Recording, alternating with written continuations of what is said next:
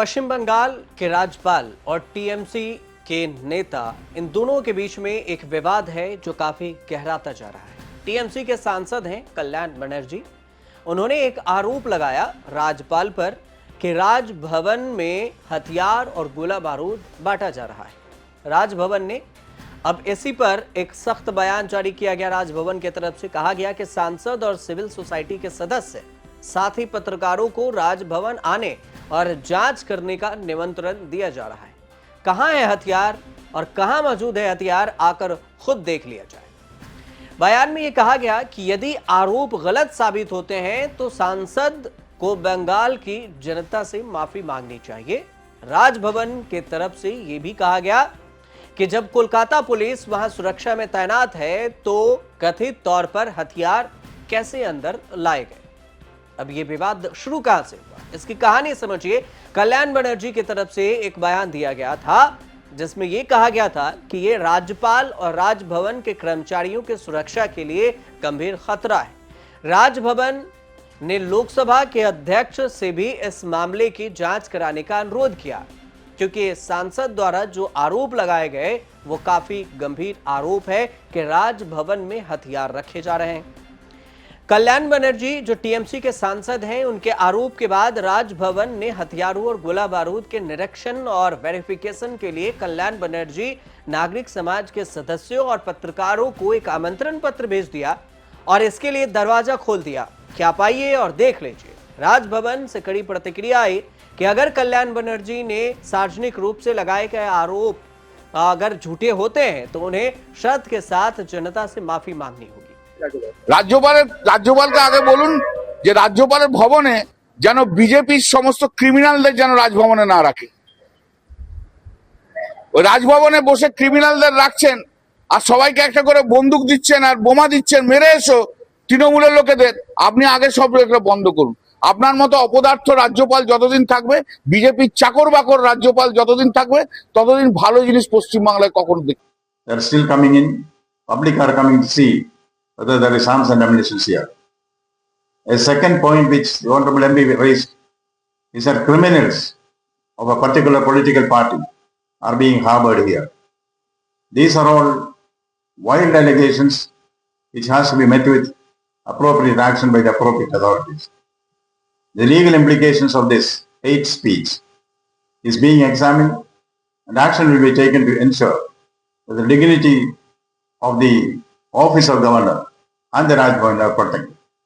As Shakespeare said, I can describe Mr. Banerjee's statement by a Shakespearean words, tale told by an idiot, full of sound and fury, signifying nothing. Yes, full of sound and fury, signifying nothing. This is what is called acting in haste and repenting at nature. राज्यपाल कार्यालय ने सवाल उठाया कि जब Kolkata police Raj Bhavan की सुरक्षा कर रही है तो उसके परिसर में हथियार और गोला बारूद कैसे जमा हो सकते हैं। राजभवन झूठे आरोपों को लेकर टीएमसी के सांसद कल्याण बनर्जी के खिलाफ कार्रवाई के लिए लोकसभा सचिवालय से संपर्क कर सकता है।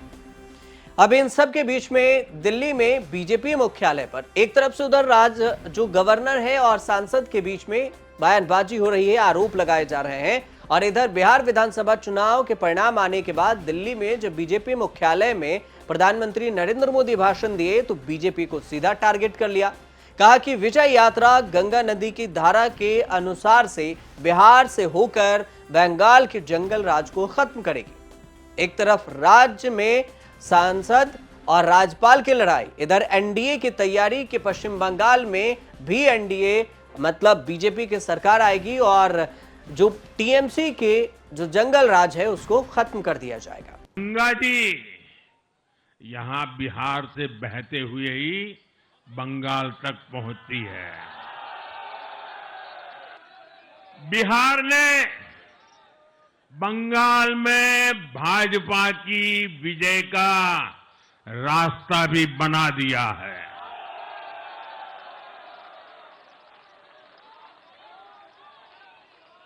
मैं बंगाल के भाइयों बहनों को भी आश्वस्त करता हूं, अब भाजपा आपके साथ मिलकर पश्चिम बंगाल से भी जंगल राज को उखाड़ फेंकेगी।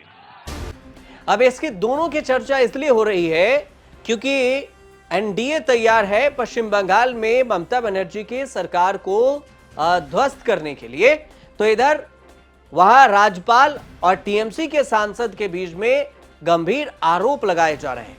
आरोप प्रत्यारोप का दौर जारी है कि राजभवन में हथियार रखे जा रहे हैं। टीएमसी के सांसद ये बयान दे रहे हैं और शायद ये भी वजह है कि बिहार के चुनाव के नतीजे के साथ पश्चिम बंगाल की चर्चा भी शुरू हो गई है कि ममता बनर्जी के नेतृत्व वाली जो टीएमसी है उसने बीजेपी को शिकस्त दी थी, लेकिन टीएमसी ने 215 तो बीजेपी ने 77 सीटें जीती थी। 48% वोट मिले थे टीएमसी को, तो बीजेपी को 38%।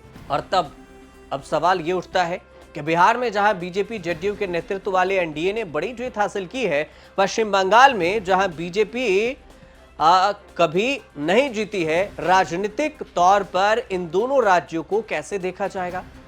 और यही नहीं, इनमें क्या समानताएं हैं और क्या फर्क है, इस राज्य की राजनीति पर अगर आप नजर डालेंगे तो फिर जानकार और इसमें जानकारी दोनों निकलकर सामने आएगी। जानने समझने की कोशिश होगी कि क्या बिहार जैसे बंगाल को जीतना आसान है, तो बिहार में नतीजे आने के बाद पश्चिम बंगाल को टारगेट करना एनडीए के लिए लक्ष्य जरूर है, लेकिन आसान नहीं। पार्टी के कई नेताओं ने सोशल मीडिया पर दावा कर दिया वहां पर पार्टी की जीत होगी, मतलब बीजेपी की। हालांकि टीएमसी नेता हैं कुणाल घोष, उन्होंने भी दावा किया और जो एनडीए बीजेपी के नेता की तरफ से दावा हो रहा है उसको खारिज कर दिया। एक पोस्ट में कहा कि बंगाल के राजनीतिक किस्मत पटना या दिल्ली में नहीं लिखी जाती, यह यहां पर लिखी जाती है पश्चिम बंगाल में उन लोगों द्वारा जिन्होंने बार बार बीजेपी को बांटने वाले राजनीति को नकारा है और ममता बनर्जी पर भरोसा जताया है।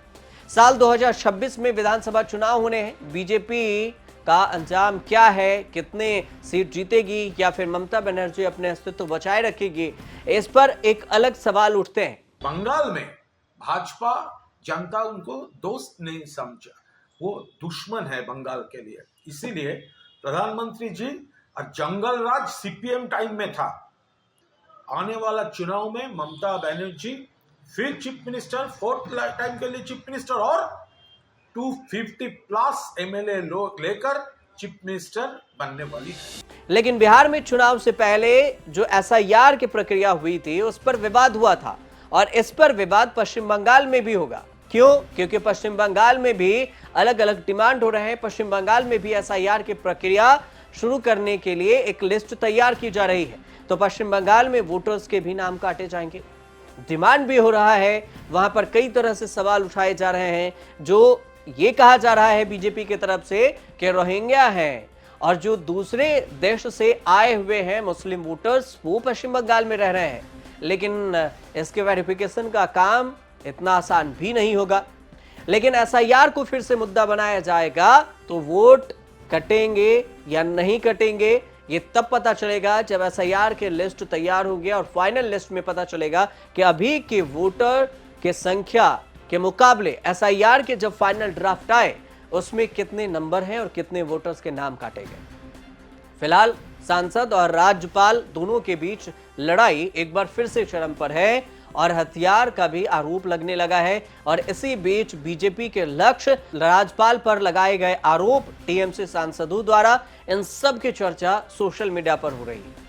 तो इन सबको मिलाकर हमने इसमें समझाने की कोशिश की कि पश्चिम बंगाल जो अगला टारगेट है और जहां पर 2026 में विधानसभा चुनाव होने हैं, उसकी सरगर्मी धीरे धीरे अभी से ही तेज होने लगी। फिलहाल अगर आपकी इस पर कोई राय हो तो आप हमें कमेंट में जरूर बताइएगा और वीडियो सही लगे तो आप हमारे चैनल से जुड़िए, सब्सक्राइब कीजिए, शेयर कीजिए, कमेंट कीजिए, देखते रहिए न्यूज़ तक।